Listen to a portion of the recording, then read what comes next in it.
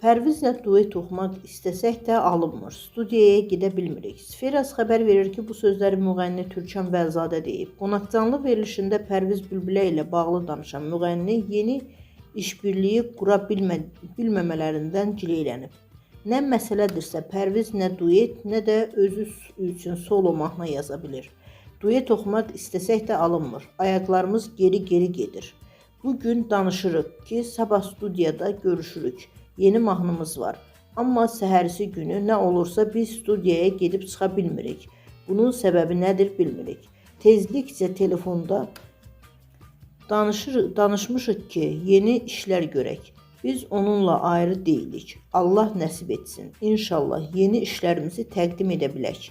Göz nəfis imkan versə yenidən bir araya gələcəyik.